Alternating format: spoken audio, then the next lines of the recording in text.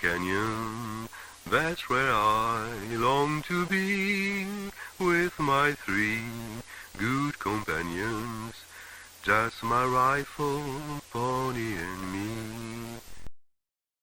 Microciné, bonjour ou bonsoir, ça va dépendre de l'heure à laquelle vous allez découvrir cette nouvelle émission. Je suis très très content pour beaucoup de raisons. Déjà parce qu'on va parler d'un film qui sort, là on enregistre le 6, hein. Moi j'aime bien dire les choses comme elles sont, on enregistre le 6 à 21h, le film sort le 8 mars. Et vous savez que j'aime beaucoup parler des films du présent, parce que ils sont importants ces films-là. On va parler aussi de comment ce film a été fabriqué, parce que autant il sera disponible dans quelques salles de cinéma en France le 8 mars 2023, mais il existe depuis un certain temps. Ça aussi, on va en parler. On va aussi parler, bien évidemment, du pays dans lequel le film a été fabriqué, peut-être même pensé. C'est un pays, vous savez, j'ai un lien très fort avec ce pays qui est l'Algérie. Qu'est-ce que c'est le cinéma en Algérie aujourd'hui? Qu'est-ce que c'est faire un film aujourd'hui en Algérie? Ou est-ce que peut-être que cette question-là, ce n'est pas forcément une exclusivité algérienne, c'est peut-être une exclusivité mondiale? Comment faire un film aujourd'hui en étant indépendant? Il y a plein de questions qu'on va se poser. Et ces questions, je vais les poser au cinéaste. Le cinéaste, il est là, il s'appelle Salah Issad et le film s'appelle Soula. Le film sort le 8 mars. Je suis très content parce que ça fait un certain temps qu'on devait faire cet entretien, enfin ce dialogue, et il est là. Merci, on va se tutoyer parce que son film nous tutoie, donc moi je vais le tutoyer aussi. Comment vas-tu?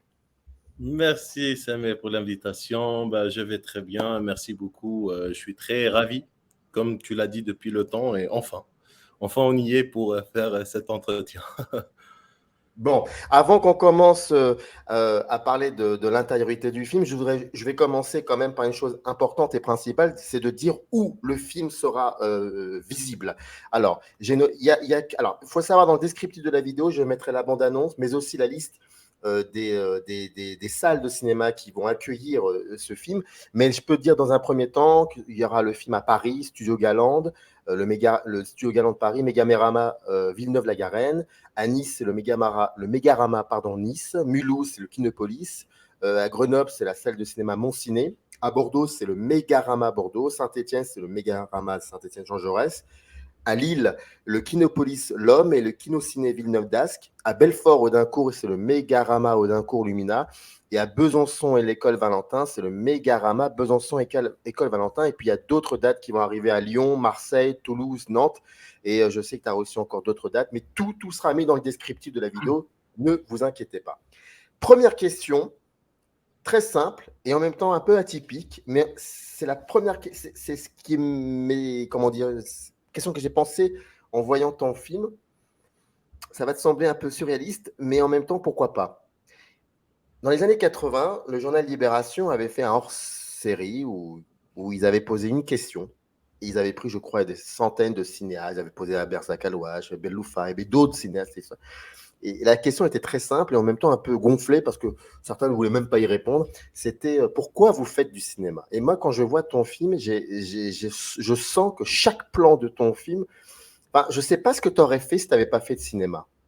Je pense que je ne sais pas si tu sais faire autre chose que faire du cinéma. Et donc, c'est pour ça que je te pose cette question. Pourquoi tu fais du cinéma? En fait, moi, pour être honnête, j'ai eu le déclic pour faire du cinéma en étant très très jeune. Il faut dire que en fait, moi, j'ai grandi dans une maison, enfin, d'éditeurs. Mes parents étaient éditeurs en Algérie. Et ils éditaient des livres. Et je ne sais pas, enfin, depuis toute mon enfance, j'ai baigné dans cela, enfin, les histoires et tout ça. Enfin, j'ai grandi, par exemple, moi, avec mon père avant le numérique. C'était mon père qui faisait tous les montages photos pour faire toutes les conceptions avant les impressions. Avec la table lumineuse, on prenait des films, on découpait avec le bout de scotch et tout. Et je ne sais pas, j'avais cet amour pour la composition des cadres. Et pour tout ça, je ne savais pas ce que c'est que réalisateur à ce moment-là. C'était juste, j'aimais l'image, j'aimais tout ce qui est visuel. Et plus tard, il y a l'arrivée du numérique. Dans notre maison d'édition, on a switché en fait de la table lumineuse vers Photoshop. Et c'était là, j'ai commencé avec les techniciens, les graphistes qui bossaient dans la maison d'édition. et ils m'ont appris un peu comment faire des montages photos. J'avais commencé avec Photoshop en étant très très jeune avec les plus vieilles versions. Petit à petit, je me familiarise avec l'ordinateur, avec tout ça, et hop, je commence à télécharger des logiciels, à l'époque c'était les CD, à acheter des CD de montage vidéo. Et c'est là où je me souviens, je devais avoir 11, 12 ans, quelque chose comme ça. J'avais commencé à faire des doublages. Je prenais des films cultes d'Hollywood, tout ça, et je les doublais en dialecte algérien avec ma voix. Et parfois, je changeais de voix et tout. Et j'ai aimé, en fait. J'ai été affronté au montage déjà, c'est-à-dire montage son, enfin, faire les bruitages, faire les présences. Par exemple, moi, je regardais il n'y a pas longtemps une vidéo que j'ai doublée, en fait, un film que j'ai doublé. À l'époque, je pensais même en fait aux présences, c'est-à-dire là, quand la veste bouge, quand quelqu'un qui bouge comme ça, je pensais à ça. J'essayais de le reproduire. Euh, et mon grand frère, une fois que j'ai fait un film Dumb and Dumber avec Jim Carrey, c'est une comédie. Enfin, c'était un peu le film, c'était mon film préféré à l'époque. Et mon frère l'a vu, il m'a dit là, il faut que tu deviennes réalisateur. Et c'était là, en fait, le déclic. Je me suis dit, attends, qu'est-ce que c'est qu'un réalisateur? Et j'ai compris ce que c'est que le concept, c'est-à-dire, pour faire un film, il y a un réalisateur derrière. Et voilà, mon frère, il m'a mis la puce à l'oreille. Et depuis, tout mon objectif, c'était finir mon lycée pour faire des études de cinéma. Et voilà, après, j'ai eu mon baccalauréat en Algérie. Je pouvais pas parce que moi j'étais à Batna, j'étais pas à Alger. Donc même en Algérie, il n'y avait pas vraiment des écoles de cinéma.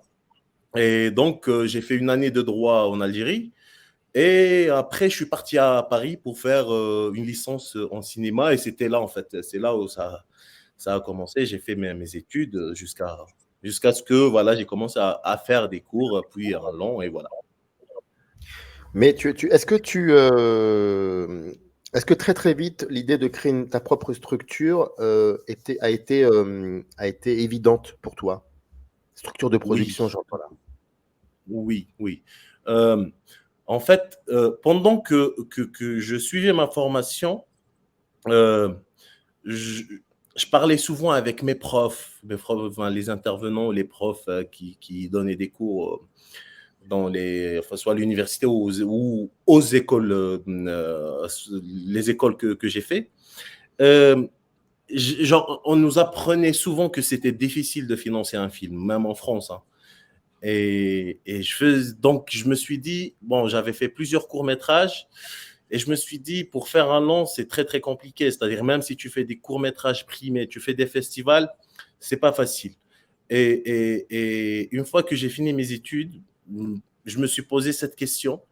Est-ce que je dois attendre, c'est-à-dire, euh, je ne sais pas combien d'années à développer un projet, euh, rechercher des financements, passer par le parcours classique et voir si ça marche ou ça marche pas, ou bien je prends le risque et je me lance dans un long métrage. Et pour moi, l'idée du long métrage, c'était voilà, faire un huis clos qui coûte pas cher. Et l'idée de base, je pensais qu'il allait pas coûter si cher que ça. Mais voilà, j'ai pris le risque et je ne sais pas comment, enfin, on pourra en parler plus tard dans les détails, comment ça s'est passé jusqu'à ce que, voilà, j'ai réussi quand même à autoproduire et autofinancer mon premier long métrage qui m'a ouvert en ce moment beaucoup de portes en ce moment en tant que ce soit que réalisateur ou même que producteur aussi. Donc, j'ai pu entrer vraiment dans l'industrie, j'ai pu avoir une carte visite, un CV, tout ça. Et là, je sais comment ça se passe pour financer mes futurs projets. Non, mais là, pour le coup, dans la deuxième partie, on parlera bien évidemment de l'intégrité du film, c'est-à-dire de la mise en scène. Mais là, pour le coup, pour la première partie, c'est vraiment le rapport à la production et ça m'intéresse davantage. Comment ça s'est passé cette construction-là, cette fabrication du film en matière de production. Nous sommes dans un... Là, on parle d'un pays qui s'appelle l'Algérie. C'est un pays qui n'est malheureusement plus une industrie de cinéma dans le sens où il n'y a plus de politique de distribution, d'exploitation, etc., etc.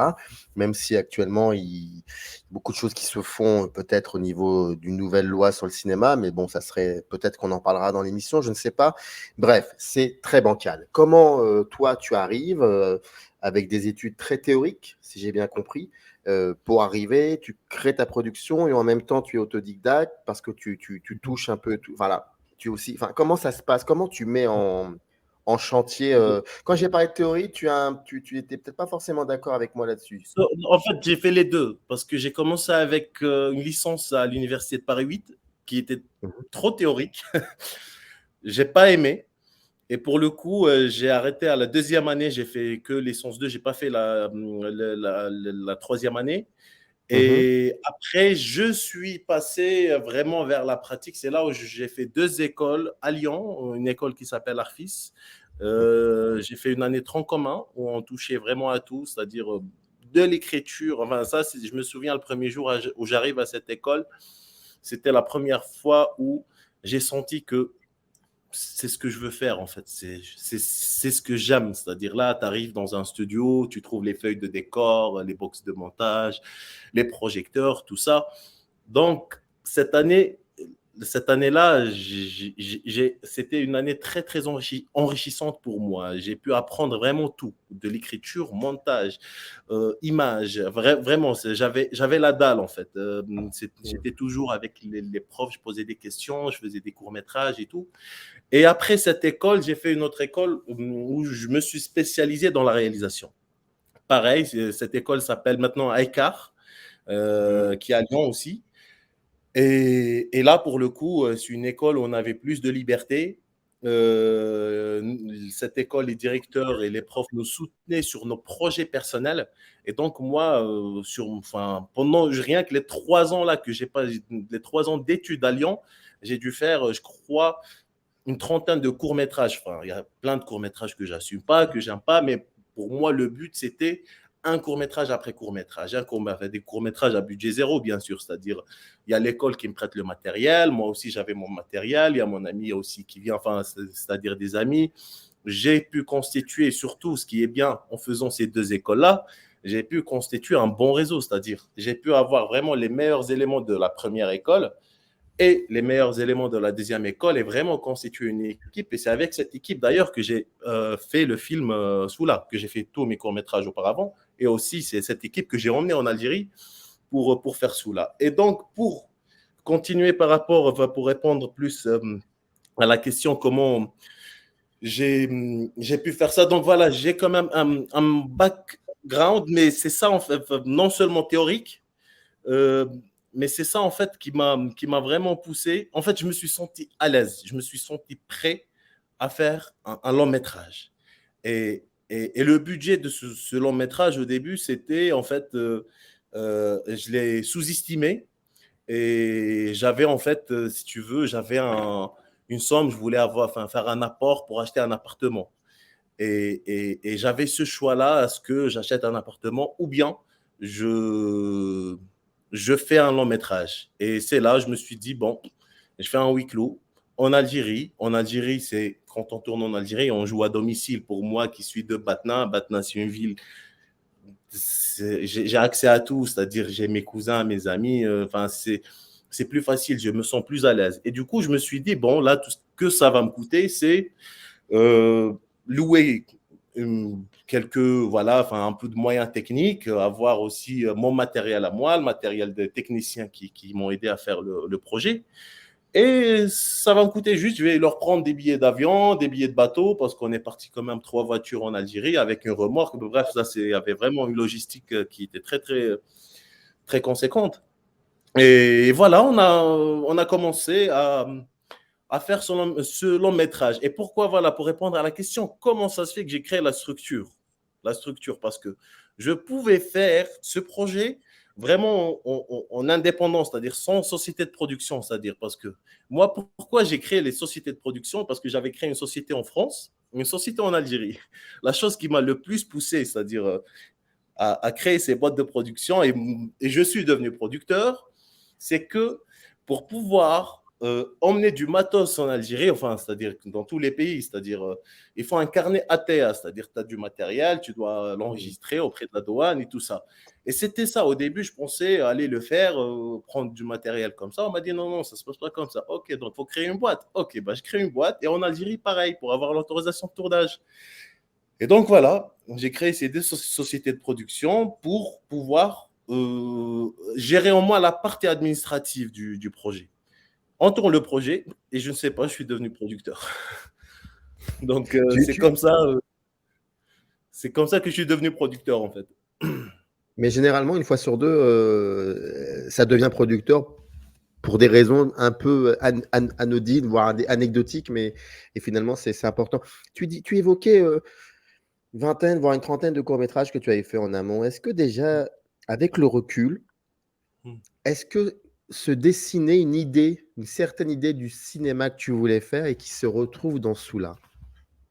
Certainement, moi déjà les courts-métrages que... Pourquoi j'ai fait d'ailleurs plusieurs courts-métrages? Parce que j'étais en train de, de, de, de chercher qu'est-ce qui aime ce réalisateur Salah Issad, qu'est-ce que j'aime en tant que réalisateur. Et j'ai et un jour, je m'étais dit, bon, je tente une comédie. J'ai fait une comédie, j'ai fait fantastique, j'ai fait enfin, tous les genres de films, du drame, enfin, science-fiction, en fait. J'ai essayé tous les genres, juste pour m'amuser, pour apprendre. C'était ça l'idée au début. À chaque fois, c'était une case en fait. Là, ce genre, allez, je vais tenter, je vais essayer d'écrire un truc et en faire un court-métrage. Ça, parfois, ça marchait, parfois, c'était complètement raté.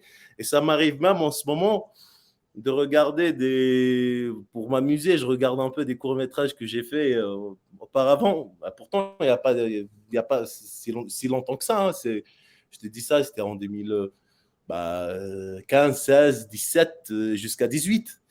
Et parfois, je tombe sur du court-métrage, je me dis, aïe, aïe, aïe, comment j'ai pu faire ça? Et sous là, pour moi, ça doit être tout ce que j'avais appris ici, tout le côté artistique qui m'a nourri dans ces courts-métrages-là, c'est sûr, dans chaque film, dans chaque chose, il doit y avoir un détail, en fait, qui m'a nourri et qui a attiré plus tard dans Soula, ça c'est certainement. Et si je veux parler de Soula, par exemple, Soula, pour moi, c'était plus qu'une école. Enfin, quand je parle de Soula, le projet en général, c'était plus qu'une école. J'ai appris en faisant ce film, en montant ce film, parce que je l'ai monté aussi, en distribuant ce film, c'est-à-dire c'est moi qui m'occupais des festivals, tout ça. J'ai appris vraiment, c'était comme si c'était 10 ans d'expérience d'une personne qui travaille dans le cinéma qui a un seul poste ou deux postes. Moi, j'ai fait vraiment beaucoup de postes et j'ai pu vraiment, grâce à ce film, apprendre. C'est ça, c'est en pratiquant, en faisant, en produisant, c'est là où on apprend. Quand on est sur le terrain, et c'est sûr que sur mes prochains projets, sous là, il va y avoir beaucoup, beaucoup de choses, que ce soit artistique, de production, tous les aspects qui vont attirer. Récemment, j'ai produit un court-métrage d'un ami et j'ai fait encore des erreurs. Et parfois, il y avait des erreurs, des choses qui n'étaient pas que j'avais déjà fait auparavant. J'ai pu les éviter parce que ces projets que j'avais fait auparavant m'ont évité tout cela. Encore une fois, que ce soit dans la direction artistique ou même dans la production, tous les aspects. Mais qu'est-ce que tu as envie de raconter? Qu'est-ce que tu as envie de raconter que seul le cinéma peut te permettre de raconter? Je vais, en fait, je vais au jour le jour. Je ne sais pas comment ça se passe, moi. En fait, je te raconte juste un truc vraiment très, très simple. Quand j'ai fait l'université, c'était très théorique et j'avais fait une rupture d'études pour reprendre les écoles vraiment que j'ai aimé plus tard. Et là, j'ai passé 2 ans dans un flou total, vraiment total. C'est-à-dire que je ne savais pas quoi faire dans ma vie. J'étais jeune, tout mon rêve d'enfant, c'était de devenir réalisateur, c'est de faire du cinéma. Pendant ces 2 ans-là, j'ai failli lâcher, en fait. J'ai failli vraiment lâcher. Le jour où j'ai commencé à faire des films, c'est ça, en fait. Euh, je me suis jamais senti aussi heureux, aussi apaisé dans ma vie que le jour, par exemple, où j'ai fait mon premier court-métrage. Quand je fais quand je fais un film, quand je fais un tournage, là, en ce moment, je suis en train de te parler, je suis en Jordanie, je suis en train de faire la post-production d'un court-métrage d'un ami qui s'appelle Abdellah Al-Khatib, voilà, on est en train de post-produire le film ici. Et je dors là en ce moment 3 heures par soir, mais ça me fait plaisir. Je ne sais pas ce qui se passe, j'adore, j'aime faire ça. Moi, tu me dis, tu te réveilles pour aller pour tourner, pour monter un dossier, pour écrire un scénario, pour faire ça, je le ferai vraiment avec plaisir. Je ne sais pas, j'ai envie de raconter beaucoup de choses, je crois. J'ai vraiment la dalle. C'est ça, je préfère utiliser ce terme, la dalle. J'ai vraiment la dalle et c'est ça, en fait. Je crois que c'est le cinéma qui me rend heureux. C'est le cinéma qui me donne vraiment envie de vouloir avoir 80, 90 ans, 100 ans, en fait. Je ne sais pas quoi rajouter à ce que tu viens de dire, c'est tellement vrai. Mais est-ce que ça t'a donné aussi envie d'accompagner d'autres personnes? Là, tu viens de parler d'un ami que tu produis. Est-ce que très très vite, tu t'es aperçu que c'était aussi un besoin? Et je ne parle pas forcément que de l'Algérie, parce que j'imagine qu'en Algérie, enfin j'imagine non, je pense le savoir, c'est qu'il y a beaucoup, beaucoup de forces vives qui ont envie de faire des films, mais qui forcément n'ont pas envie d'être dépendants de l'État. Toi, par exemple, est-ce que pour Soula, tu as reçu une aide de l'État? Est-ce que le VDATIC à l'époque existait encore? Pour être honnête, Pardon, alors excusez-moi, pour ça et ceux qui ne savent pas, pardon. Le VDATIC, c'était le fonds d'aide étatique qui donnait des subventions pour la fabrication de films. Il n'existe plus, il est probable qu'il revienne, on ne sait pas encore. Bon, bref, voilà. Mais en tout cas, il fut un temps, il y avait le DATIC, donc l'État. Est-ce que l'État, tu as demandé auprès de l'État? Et deuxièmement, ce rapport aux autres aussi, le fait que tu as envie d'accompagner les autres. En fait, pour être honnête, je n'ai pas demandé parce que c'était ça la question, en fait. Je savais que demander des financements, que ce soit en Algérie ou en France, hein, c'était un parcours de combattant. Et moi, je m'étais dit, est-ce que je me lance dans ce parcours-là où je fais mon premier long métrage avec mes propres moyens? J'ai pris la décision, c'était clair, net, allez, je vais le faire. Pourtant, peut-être si j'avais demandé, peut-être que j'aurais pu avoir quelque chose. Mais le souci à ce moment-là, c'était plus le temps, parce que j'aimerais préciser que j'ai commencé bien sûr à développer l'idée du film en 2018. J'avais noté des brouillons et tout. J'avais cette idée, mais le jour où j'ai décidé de faire ce film, c'était le 1er mars 2019. C'était là où je me suis dit, le jour où j'ai décidé de le faire, c'est le 1er mars. J'avais commencé à écrire le scénario en noir sur blanc et j'avais fixé la date de tournage pour le 5 juillet 2019. C'est-à-dire 4 mois après que j'avais même pas de scénario encore. Et donc là, pour rechercher des financements, il y avait pas, j'avais que 4 mois en fait. J'avais un budget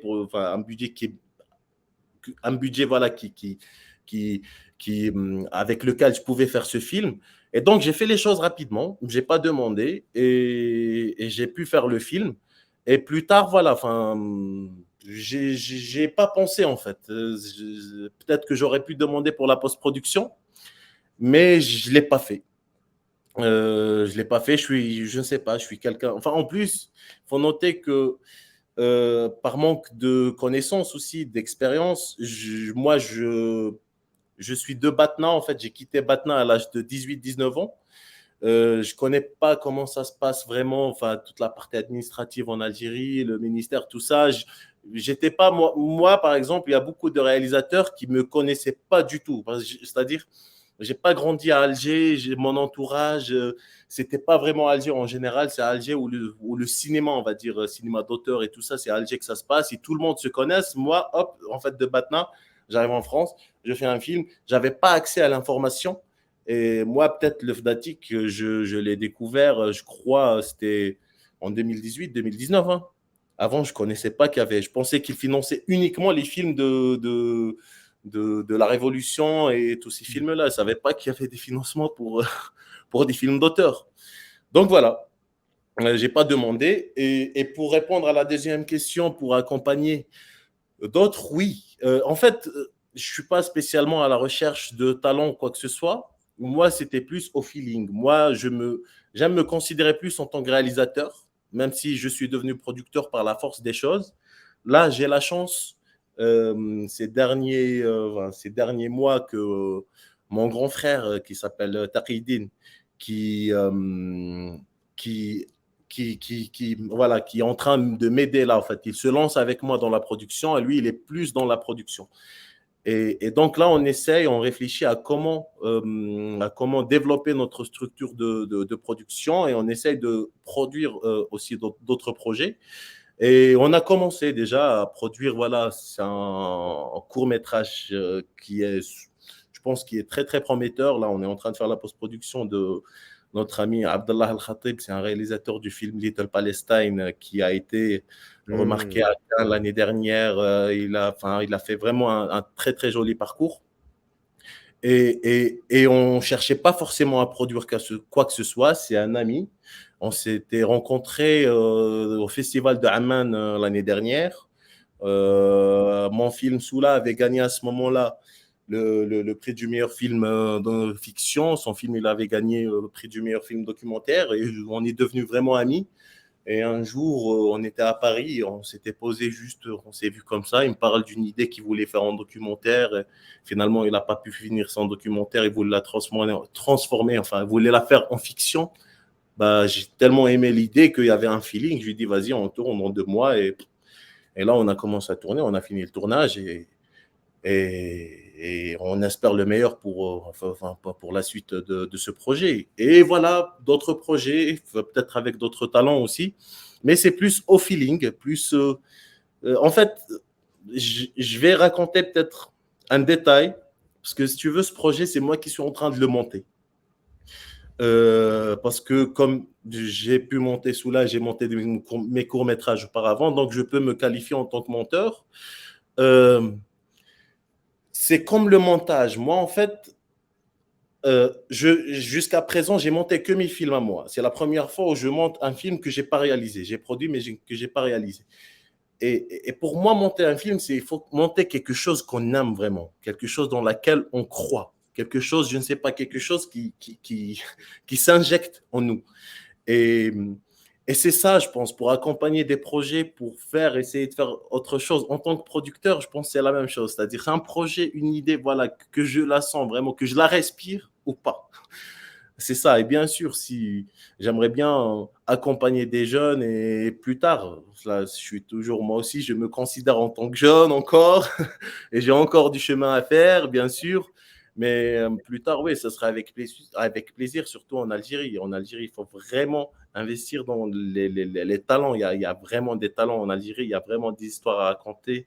Il y a des décors. Il y a tout en Algérie. Et en tout cas, moi, j'espère plus tard pouvoir faire ça en Algérie et sortir des réalisatrices et des réalisateurs de chez nous, vraiment qui font vraiment des films authentiques et sincères. On va parler un peu du cinéaste Salah Issad. Ton film sort en France officiellement dans le sens où il est distribué en salle le 8 mars. Mais il a déjà été vu un peu dans quelques festivals en France et ailleurs aussi. En Algérie, il a été vu aussi, j'imagine. En Algérie, tout à fait. Il y a eu plusieurs projections. La première projection qui était à la Cinémathèque d'Alger. Très belle projection. C'était l'année dernière, c'était en mars. Ouais, c'était un an. C'était un an. C'était un an et c'était une très très belle projection. J'avais peur au début des réactions des gens. Je ne sais pas. Enfin, au début, j'étais un peu sceptique, mais au final, j'étais très très très heureux et très ravi des retours et surtout des retours des gens. Comment ils ont perçu le film. C'était très très réussi. Oui, parce que il faut savoir que, pardonne-moi, là, je pose pas vraiment une question de cinéma et j'en suis désolé, mais dans 2 minutes, on va parler de l'intériorité du film. Ça fait 3 fois que je le dis, mais j'insiste beaucoup parce que c'est important. Mais tu vois, mais je sais que c'est un film enfin, quand on parlait de ton film, on disait c'est un film dans lequel il y a des choses qu'on n'a pas l'habitude de voir dans des films algériens. Ça parle de viol, ça parle de. À un moment, tu n'en avais pas un peu marre de tout ça, parce que quand on voit le film, c'est autre chose. Je veux dire, tu n'en avais pas un petit peu marre de ce qu'on associait à ce film-là? On lui demandait des choses peut-être à ce film alors qu'on oubliait juste de le considérer comme un film. Je me suis posé la question avant de prendre la décision de le faire, mais pour moi, sincèrement, j'aurais pu ne pas faire ce film à cause de ça, justement. Mais en fait, la première chose qui m'a poussé à faire ce film, c'est en fait le concept. C'est-à-dire, il y a un concept, enfin, je parle cinématographiquement parlant. Il y a un concept, il y a un huis clos. Moi, j'adore les films huis clos. Tout le film, il se passe dans des voitures. Et c'était ça, en fait. Je voyais à ce moment-là, je voyais plus, et là, je le dis avec du recul, hein, je voyais en ce film plus le potentiel artistique quand j'ai décidé de le faire. Plus tard, je me suis lancé vraiment avec Soula justement pour raconter, essayer de vraiment parler de ses souffrances, de ce qu'elle a pu vivre. Et là, sincèrement, une fois que on a commencé à écrire le scénar et Soula qui me disait des choses, des détails, à ce moment-là, je me suis dit sincèrement, je m'en fiche de ce que certains gens puissent dire, que certains gens qui critiquent, on fait toujours des films pour la cause des femmes, nanani, nanana, tu vois, je m'en fiche complètement parce que moi, c'est ça qui m'a poussé à faire un film vraiment authentique. Je l'ai fait vraiment avec toute sincérité. Et pour te dire, même en Algérie, euh, des gens qui l'ont vu, c'est-à-dire le film, il a été validé, il a été vraiment validé en Algérie par le public algérien. Moi, il y a des personnages dont le film a été, enfin, dont des personnages du film ont été inspirés, qui ont vu le film et enfin, c'est-à-dire les personnages qui se comportaient un peu d'une manière, voilà, ils ont vu le film, ils ont été touchés. Donc pour moi, c'est bon. Là, je cherche plus rien à justifier en fait. Une fois qu'un des personnages, par exemple, qui se, qui se comportait d'une telle ou telle manière avec ce personnage de Soula, enfin, dans la vraie vie, soit touché en regardant le film, peut-être sans savoir que c'est lui, enfin, c'est un miroir en fait. Pour moi, c'est bon. Pour moi, je crois que le film a réussi son pari et voilà. Comment l'histoire est venue à toi? Parce qu'il faut savoir que c'est une histoire qui, sur certains aspects, n'est pas fictive. Elle est bien réelle. Comment c'est venu à toi cette histoire? Euh, Tout d'abord, moi, je connais Soula, la fille qui joue son propre rôle dans le film, qui n'est pas comédienne d'ailleurs. Et moi, je l'avais rencontrée un peu dans une situation similaire, en fait. C'était en 2011, fin 2011. Elle était mineure, elle était enceinte, et je l'avais rencontrée, en fait. Elle a attiré dans ma voiture un soir à Batna, en fait. C'était, voilà, parce qu'elle n'avait pas où aller. Et à ce moment-là, je ne faisais pas des films. Son histoire, en fait, enfin, sa vie, en fait, c'est une fille pour, voilà, je voyais une jeune fille pour passer la nuit à l'abri. Sa solution, c'est d'essayer de passer par un pote, c'est-à-dire, enfin, c'est-à-dire, elle appelle un pote, tu fais quoi? Viens, on va rôder un peu. Elle passe d'une voiture à l'autre, il veut rentrer. Où est-ce que je te dépose? Attends, je vais appeler quelqu'un d'autre. Elle appelle quelqu'un d'autre. Donc, moi, je lui posais des questions, mais attends, comment tu fais et tout. Et, et ça m'a intrigué à ce moment-là. Enfin, je voulais pas forcément faire un film à ce moment-là. Juste, je voyais comment elle a eu cette idée, c'est-à-dire de passer d'une voiture à une autre. Avec, oui, c'est là, c'est la voiture, c'est le monde de la nuit. Enfin, tu passes, chaque voiture, elle a un mood. Chaque voiture, elle raconte quelque chose. Chaque voiture, c'est une histoire. Et, et donc, voilà, j'ai oublié cette histoire plus tard. Je suis resté en contact avec Soula. Et voilà, entre-temps, j'ai fait mes études, j'ai continué mes études. Et le jour où voilà, j'ai décidé de faire un film un long métrage, et j'étais en train de réfléchir à comment trouver une bonne idée de huis clos.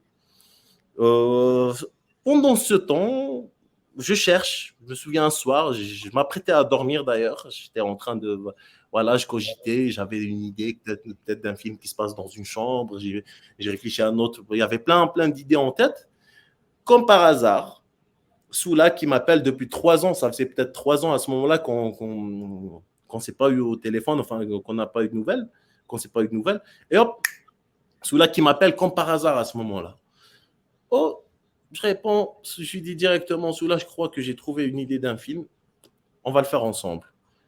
Elle ne m'avait pas pris au sérieux à ce moment-là, ok. J'ai commencé directement à lui poser des questions. Voilà, tu te souviens comment je t'ai connu, nanani, nana, et voilà, hop.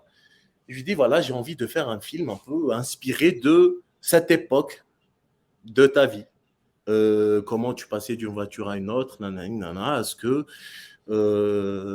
tu pourrais m'aider au début, c'était à développer le scénario. Et, et voilà, Soula, elle a commencé à. Voilà, au début, elle ne m'a pas pris au sérieux au début. Mais voilà, elle a commencé à me raconter plein de choses. Je prenais des notes, c'était pendant une année, voilà, je prenais des notes. Et un jour, voilà, je lui envoie une première version et je lui dis, là, il faut qu'on aille vraiment dans une résidence quelque part et on va réécrire le scénario ensemble. Je voulais plus d'authenticité en fait, si elle est là, parce qu'en fait, Soula, c'est une fille très intelligente. Et, et voilà, on est parti, on a commencé à écrire le scénario et je me souviens, j'avais un doute quand même, hein, parce que à ce moment-là, je me suis dit peut-être je vais prendre Soula. J'étais pas sûr de que Soula joue ce rôle-là. Parce que j'avais pensé prendre une comédienne professionnelle, parce que quand même, le premier rôle dans le métrage, c'est difficile en fait. C'est difficile pour une fille qui n'a, enfin une personne, enfin qui n'a jamais joué. Et donc, je suis resté voilà sur mes gardes un peu. Et là, on part à écrire, enfin pour écrire le scénar. Et hop, Soula, première journée, dès qu'on a commencé à écrire, elle me propose la première réplique. Et spontanément, sans qu'elle se rende compte, elle me propose une réplique en la jouant. J'étais en train de voir une vérité en fait en face. Et à ce moment-là, je lui dis, ah, ça te dit de jouer le rôle? Elle me dit, bah oui. Et hop. Et depuis, voilà, on a continué. Et 3 mois après, on était en train de tourner le film. Et comment gérer ça? Comment gérer ce qui a été réel, le transformer en fiction à travers un personnage qui raconte sa propre histoire? Comment on gère tout ça? Alors, c'est des questions de cuisine interne, hein, mais voilà, moi j'adore la cuisine interne, ça m'intéresse, parce que ça va définir aussi le style du film, je pense. Tout à fait. Tout à fait. Pour moi, déjà dans le film Soula, c'est pas 100%, c'est vraiment, on est à 90% inspiré de sa vie. Parce que déjà, il faut dire que déjà, chaque personnage dans le film, il existe dans la vraie vie. En fait, le film Soula, il est très proche de la réalité, vraiment très proche, même si c'est une fiction, mais très proche. Donc, on a essayé avec Soula Batna, c'est une petite ville. Toutes les personnes, voilà, on se connaît. En plus, ce sont des gens un peu de ma génération. On a essayé vraiment de noter toutes les anecdotes et tout qui se sont passées peut-être sur un intervalle de 3 à 4 ans ou je ne sais pas. Enfin, et on a essayé de les condenser en une soirée, c'est-à-dire dans une nuit. Et moi, j'insistais vraiment. J'avais pourtant la possibilité de inventer des personnages, mais je voulais rester vraiment sur quelque chose vraiment qui s'approche de la réalité. On a pris chaque anecdote, par exemple, les anecdotes les plus importantes que j'estimais importantes pour la structure dramatique du film. euh, on a pris vraiment ces anecdotes-là et les personnages tels qu'ils sont, tels que l'histoire ça s'est passé. On s'est autorisé certaines choses de fiction plus pour les dialogues, pour des trucs comme ça. Mais plus tard, voilà, on a continué dans ça jusqu'à la fin du film, qui est une fiction, sans spoiler la fin.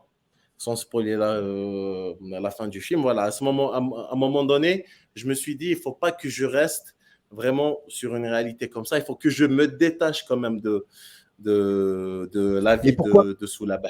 Mais pourquoi? Pourquoi? Pourquoi? Parce que, pour Et plusieurs dans ma raisons. question, et dans ma question, il y a un peu de critique. Pourquoi? Ah, Pourquoi? d'accord. Ah, ben, je suis preneur pour les critiques. Il y a plusieurs raisons, mais j'ai pas envie de spoiler la fin, par exemple. Mais je voulais une certaine allégorie dans ma narration. Je voulais en Ouais. fait aller dans quelque chose qui est réel, mais en même temps la raconter d'une manière allégorique. Et sans spoiler la fin, les gens ils vont découvrir en tout cas le film et ils vont comprendre par la suite ce que j'essaye de dire. Mais je suis preneur de ta critique. Non, en fait, pour expliquer un peu la situation, enfin, une critique ne veut pas dire forcément négative. Hein, Non, mais en fait, pour raconter l'histoire, c'est l'histoire d'une mère célibataire qui s'appelle Soula et le film commence sur le fait qu'elle est virée par son père. Bon, on comprend que c'est une femme qui a eu un enfant d'un père. Comment on dit? Un couple illégitime, c'est horrible de dire ça, mais c'est un peu, voilà, c'est comme ça. Et donc, elle a son enfant, sa petite fille, c'est un bébé, tout petit bébé, et elle doit trouver tout de suite un endroit où dormir. Elle arrive à caser, on va dire ça comme ça, le bébé chez sa tante, mais elle, il faut qu'elle trouve aussi un endroit où dormir, parce que sa tante ne veut pas la recevoir. Et donc, de voiture en voiture, comme tu dis, elle va faire des rencontres avec un garçon qui n'est pas forcément le père et en même temps on ne sait pas trop et qui est son copain, puis un autre, enfin voilà, c'est un ami un peu particulier qui est avec son cousin immigré comme ils disent. D'ailleurs, l'ami est joué par le grand Idir Benaïbouche, qui est un acteur extraordinaire, mais c'est un pléonasme quand on parle d'Idir Benaïbouche. Vraiment, bravo. Et on parlera peut-être aussi de la direction d'acteur. Et donc voilà. Et puis c'est une espèce de mère courage comme ça. Et puis le film se termine effectivement sur une allégorie, comme tu disais. Mais est-ce que pendant plus d'1h30, 1h25, 1h26, est-ce que c'est pas une allégorie aussi de beaucoup de choses que tu filmes?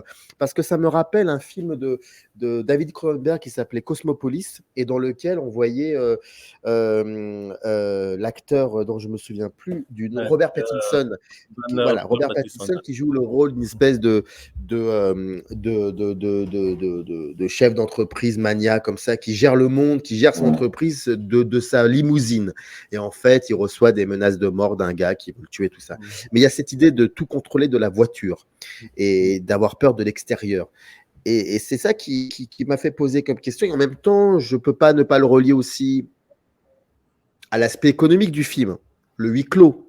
Mais en même temps, ça ne doit pas être anodin de vouloir raconter quelque chose qui se passe en Algérie de l'intérieur et non pas de l'extérieur. Et le seul moment où tu filmes l'extérieur, c'est une allégorie. C'est très troublant tout ça.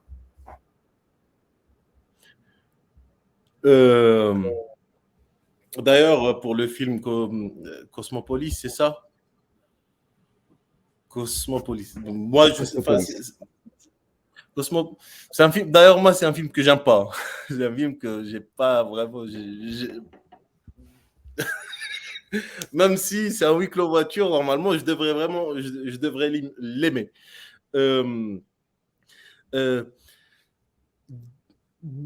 Dans Soula, avant, peut-être il y a des choses allégoriques qui ont dû atterrir, qui ont dû sortir, mais je tiens à préciser vraiment que c'était la réalité parce que chaque ligne de dialogue, vraiment, chaque mois, par exemple, le personnage qui est interprété par Idir Benaïbouche, c'est un personnage qui est vraiment un très, très bon ami à moi. Enfin, c'est un ami d'enfance, en fait. Et j'ai piqué vraiment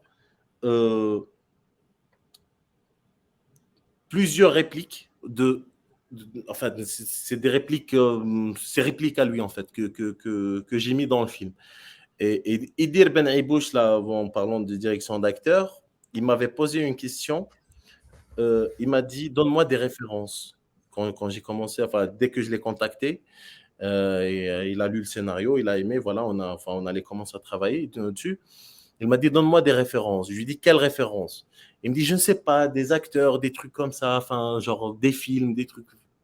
Je lui ai dit, écoute, je veux que tu ressembles à aucun acteur. Je vais à Batna, je lui dis, c'est lui. Il faut que tu passes plus de temps avec lui. Et donc, Idir, nous, pendant qu'on tournait, il passait avec ce pote-là, il rôdait, et Idir, il était en train de s'inspirer de lui, de sa gestuelle, de sa manière de faire, comment il parle, comment il fait. Et c'était, en fait, lui, tout craché, en fait. Et c'est pour ça, je tiens vraiment, j'ai pas envie vraiment d'aller dans quelque chose de... J'ai pas envie d'expliquer ce que j'ai pas voulu raconter, en fait. Moi, je voulais raconter quelque chose de réaliste jusqu'au moment où on a le carton, en fait. Dans le film, il y a un moment donné, il y a un carton, et on pense que le film est terminé, là, même si j'ai spoilé un peu. Et plus tard, c'est une fiction, mais avant, c'est la réalité. C'est la réalité, non seulement Soula qui vit, mais que beaucoup de... Il y avait plein de choses que Soula a vécues, que moi aussi, je connais. C'est-à-dire des histoires, en fait, c'est... On vit presque tous les mêmes choses, que ce soit enfin, sous des angles, enfin, dans des angles un peu différents, mais voilà, c'est un réalisme pour moi. J'avais une vision réaliste de la chose et je crois que ça m'a beaucoup aidé. Ça m'a beaucoup aidé parce que j'avais la maîtrise. En tant que réalisateur, j'avais une maîtrise. Pour la direction d'acteur, par exemple, je savais exactement ce que je voulais. Quand je vois un acteur ou une actrice qui fait quelque chose, je peux savoir directement non. Ça, je te raconte même une anecdote. Soula a carrément participé dans la direction d'acteur. Soula, il y a une fois, il y avait une séquence, moi je joue aussi dans le film, et c'était très compliqué d'ailleurs, moi quand j'y jouais encore, ça c'est rien que ça, c'est une anecdote, parce que il y avait un acteur qui devait jouer le personnage que moi j'ai joué, il nous a lâché à la dernière minute, et on a essayé de caster des personnes dernière minute, personne voulait en fait accepter de jouer dans ce film parce que vu en fait un peu, c'est un film vu l'histoire, vu enfin les séquences, enfin le style de film et tout. Et donc on est prêt à tourner et l'acteur qu'on avait validé à la dernière minute, il répond plus au téléphone, il répondait plus au téléphone et j'étais obligé en fait moi d'aller jouer ce personnage parce que j'étais le seul qui connaissait les dialogues. Et c'était très très compliqué pour moi de réaliser et de jouer en même temps. Mais quand je reviens à la direction d'acteur, c'était pendant cette séquence-là, par exemple, il y avait Soula, moi et un acteur, Ali Ben Tayeb, qui n'était pas du tout acteur. Enfin, c'était un régisseur qui a quand même assuré un rôle de 3 jours de tournage, qui l'a très très bien assuré. À un moment donné, moi, je devais être concentré sur mon rôle et en même temps diriger mes acteurs. Pour Soula, je ne m'inquiétais pas trop parce que Soula, on avait fixé le truc au début. Je connaissais à chaque fois, c'est-à-dire pour Soula, c'était plus compliqué, mais j'étais tranquille vis-à-vis d'elle. Mais il y avait Ali, il y avait je ne sais pas, une séquence qui avait commencé à jouer vraiment d'une manière, je ne sais pas, c'était pas un truc auquel je croyais. Non, mais c'est pas comme ça, non. Fais plus comme ça, ok, on refait. Fais quelque chose, mais c'était faux, voilà, ça marchait pas. À un moment donné, Soula m'a dit, attends, tu sais quoi, laisse-le. Elle parle avec lui, elle lui dit, écoute, allez, imagine que tu es avec une telle, je ne sais pas, un prénom d'une fille qu'ils connaissent tous les deux. Et genre, elle te dit ça, comment tu fais? Ah, d'accord, ok. Et hop, là, on commence. Et là, c'était vraiment réglé, vraiment. Soula, elle a réussi à lui glisser juste, à le mettre dans la situation, lui glisser 2 mots et hop, on tombe. C'est pour ça, pour moi, j'insiste sur le côté réaliste du film. Mais les deux parties dont tu parles, enfin la petite dernière partie, quelle que cela soit, une partie qui serait pas du tout basée sur des faits réels, mais dans les deux cas, il y a mise en scène. Dans les deux cas, il y Oui, a mise en scène, donc c'est un oui, enregistrement du réel. Ça peut pas être forcément si réaliste que ça. oui. Mhm. Ne serait-ce que la composition des cadres, des plans, pardon, les cadres. Il y a comme ça une idée du cinéma, que ça soit Oui. réaliste ou non. Et ça, c'était quelque chose que tu savais déjà à la base ou ça s'est fait au jour le jour aussi pendant le tournage? Ok. J'aimerais préciser que le fait qu'on tourne dans une voiture, on n'a pas 3000, on n'a pas millions de choix pour faire le découpage technique. On sait, nos personnages, ils vont pas bouger, ils vont rester immobiles. Donc, on va avoir 4-5 cadres par-ci, par-là. Et sinon, des cadres de l'extérieur. Moi, en fait, pour faire le découpage, j'avoue que c'était pas si compliqué que ça parce que voilà, ben, j'avais mes cadres qui sont définis. Là où c'était le plus difficile pour moi, c'était au montage. C'était au montage parce que je devais raconter une histoire avec quelle distance je veux avoir avec ce comédien. Quelle valeur de plomb là j'ai besoin. Est-ce que j'ai besoin de rester à l'intérieur de la voiture? Est-ce que j'ai besoin d'aérer un peu?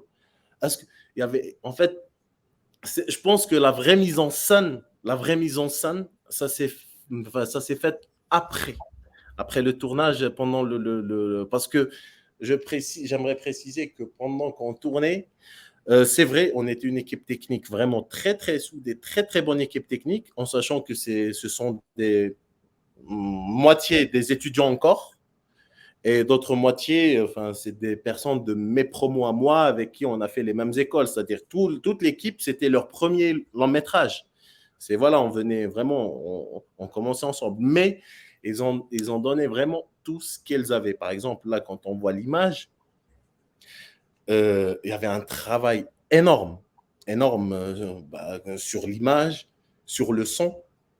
Euh, les costumes, les costumes, mine de rien, on pense que voilà, c'est réaliste et tout, mais il y avait un travail colossal sur les choix des couleurs. C'est-à-dire tout ça, mal avec le peu de temps que nous avions, c'était comment, enfin, on avait même fixé des couleurs interdites par séquence. C'est-à-dire, il y a certaines couleurs, il faut qu'on évite de voir. Et donc, en termes de mise en scène, euh, la prépa, ça s'est fait sur le visuel en global comme ça, et après tout a été encadré sur le montage parce que c'est moi, j'étais sûr que je pouvais pas travailler avec un autre monteur pour monter le film. C'était sûr et certain. C'est-à-dire, j'étais obligé de le monter moi-même. Je me suis confiné chez moi et c'est là où j'ai commencé vraiment à réfléchir, à essayer comment raconter ce film, revoir les roches par rapport à ce que j'avais écrit au scénario et j'avais fait ma dernière écriture durant les dernières mises en scène. J'ajouterai, oui, dernière mise en scène durant le montage. Soula sort dans 2 jours, le 8 mars, en France, dans pas mal de villes, et il y aura d'autres villes aussi, d'autres salles qui vont être ajoutées. Aujourd'hui, le film est un peu derrière toi, même si tu l'accompagnes encore, mais j'imagine que tu n'as pas perdu de temps. Tu travailles sur un autre projet de long métrage, sur plusieurs projets de long métrage en même temps. Comment tu vois, comment tu vois les lendemains? Oui, là, je développe un projet de long métrage que, voilà, j'ai le projet qui est développé en ce moment. Vraiment, enfin, j'ai le scénario. J'ai commencé à le développer, euh, on va dire, il y a un an, vraiment. Il y a un peu plus d'un an où vraiment c'était intensif, Mhm. qui est prêt, je crois, en ce moment pour la phase de recherche de financement pour la production. Et c'est toujours en Algérie. C'est voilà, on va peut-être là, je vais le dire, on va toujours me dire que en Algérie, on fait que des thèmes et des thèmes un peu attendus, notamment violences faites aux femmes ou bien la décennie noire. Mais excuse-moi, on a tellement de choses à raconter en Algérie. Oui, je vais faire un film sur la décennie noire, mais sincèrement, je compte le faire vraiment avec une manière très, très originale, très authentique et surtout sincère. Vraiment, je développe un projet sur ça et j'espère pouvoir le faire. En tout cas, là, ça avance très, très bien et j'espère pouvoir tourner en 2024. Et donc, pour ne pas trop spoiler l'histoire, enfin, pour ne pas trop parler de l'histoire, je vais quand même dire, en fait, c'est l'histoire de deux frères. Un qui, voilà, c'est une déchirure familiale entre deux frères. Un qui a rejoint pendant la décennie noire, qui a rejoint l'armée, et l'autre qui était émir au maquis. Et c'est un film, voilà, qui parle de la déchirure. J'essaie plus de parler de cette déchirure fraternelle, en fait. Je parle plus de la relation entre les deux frères que, voilà, en fait, toute l'histoire et tout. J'évoque les grandes lignes que l'Algérie connaît, mais voilà, mon histoire est focalisée sur ces deux frères. Et voilà, il est en développement et j'espère pouvoir le tourner prochainement. Et sinon, on développe d'autres projets avec mon frère, peut-être avec d'autres réalisateurs et on va essayer. Voilà, l'idée, c'est on essaie de faire ce qu'on aime. Ok. Les allégories bibliques chez toi, j'ai l'impression que c'est important. Hein. Ouais.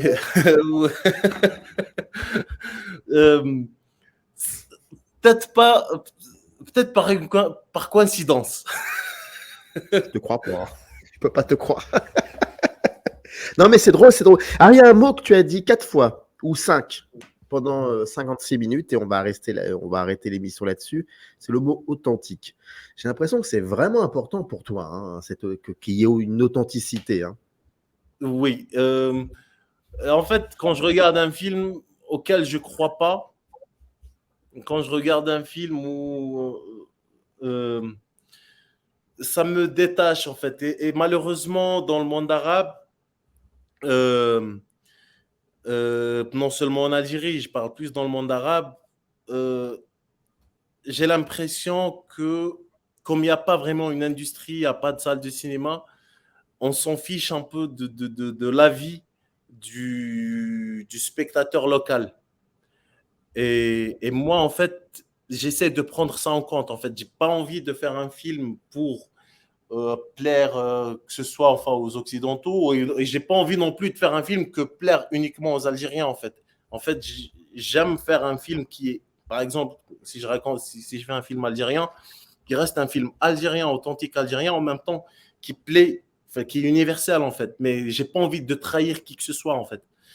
Et donc, c'est pour ça que j'insiste. Et en tant que réalisateur, c'est mon objectif. C'est ce que je vais essayer de faire, en tout cas. Et j'espère ne pas me tromper dans le futur. Enfin, j'espère que je ne m'étais pas trompé sur Soula. Et j'espère ne pas me tromper dans le futur, dans les prochains films. Je ferai en sorte de réfléchir bien à ça avant de faire des films. Soula sort le 8 mars en France. Et est-ce qu'il y aura aussi quelques dates comme ça, une espèce de tournée en Algérie? Ou en Algérie, en fait, il va sortir sur une plateforme Shahid dans le monde arabe. Il va sortir aussi très prochainement. Et en Algérie, c'est compliqué de distribuer des films, malheureusement. Et ça va être sur la plateforme pour ceux qui veulent le voir en Algérie. Il sortirait après la sortie en France. Peut-être, sûrement, des projections dans des événements, tout ça. Malheureusement, il n'y a que ça. Mais on fait avec. En espérant que d'autres générations pourront voir le film Soula et tous les autres films algériens dans de vraies salles. Et c'est ça l'objectif, en fait. C'est qu'il faut qu'on essaye, la nouvelle génération en ce moment, il faut qu'on essaye de susciter de l'intérêt, en fait. Essayer de faire une nouvelle vague, en fait, tout simplement, en fait. Parce qu'il n'y a pas de film et on dit souvent qu'il n'y a pas de financement, on ne peut pas faire des films. Mais je ne sais pas, avec cette nouvelle génération, avec tout ce qu'on a, tous les moyens, avec une caméra, là, on peut faire un film sans beaucoup de budget. Tu es attentif, hein, tu es attentif un peu à ce qui se passe actuellement au niveau de la loi sur le cinéma. Tu regardes ça, Sincèrement, aucune idée. Sincèrement, aucune idée. Et j'entends qu'il n'y a pas de financement, qu'ils disent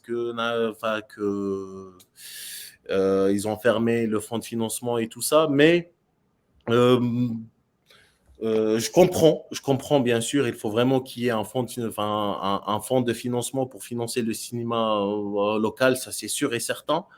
Mais s'il n'y a pas de financement, je ne vais pas m'arrêter là, en fait. Moi, en tout cas, c'est vrai qu'il y en a qui vont me dire que j'ai de la chance parce que je vis à l'étranger, j'ai accès à des aides. Même à l'étranger, ce n'est pas facile. Hein. Même à l'étranger, ce n'est pas facile d'avoir des financements et faire des films, encore une fois, pour la 6e fois ou la 7e fois, authentiques. Donc, c'est pas facile. Mais là, l'idée, c'est moi, je crois énormément au cinéma indépendant parce que c'est vrai, là, en ce moment, je commence à attirer dans l'industrie du cinéma. Mais ce qui m'a permis à faire ça, c'était le cinéma indépendant. C'est maintenant un jeune à Boussaada, à Batna, à Biskra, je ne sais pas, à Al-Rouat, avec un petit iPhone, il écrit juste une belle histoire, il peut faire un court-métrage, et c'est ça, c'est les courts-métrages, ils peuvent ouvrir, là tu fais des festivals, plus tard tu vas pouvoir rencontrer des producteurs, tu vas pouvoir développer d'autres projets. Et donc voilà, ça, moi, à chaque fois, j'essaie toujours, quand je parle avec des gens sur place, j'essaie de les motiver à ce qu'ils fassent des films. S'il y a des financements, tant mieux. S'il n'y a pas de financement, faisons des films, écrivons des histoires avec un personnage, 2 personnages dans une chambre et faites des films. C'est plus l'écriture. Là, on peut tout apprendre sur Internet. On peut devenir réalisateur autodidacte. Pas besoin de faire des écoles et tout ça. Il faut susciter de l'intérêt et plus tard, voilà, pour reprendre Soula et d'autres films, j'espère que d'autres générations pourront les voir en salle. Et il y aura vraiment une vraie industrie en Algérie. Merci beaucoup, Salah, en tout cas, de nous avoir consacré du temps pour répondre aux questions concernant ce film, Soula, qui sort le 8 mars en France, dans quelques salles de cinéma. Toutes les informations sont dans le descriptif de cette vidéo. Je mets 3 points de suspension, à cette conversation, en espérant renouer le dialogue avec toi autour de ton prochain film. Merci à toi en tout cas. Merci beaucoup et à très bientôt. Merci beaucoup pour l'invitation. À très vite. Générique. Arrive in the canyon, that's where I long to be, with my 3 good companions, just my rifle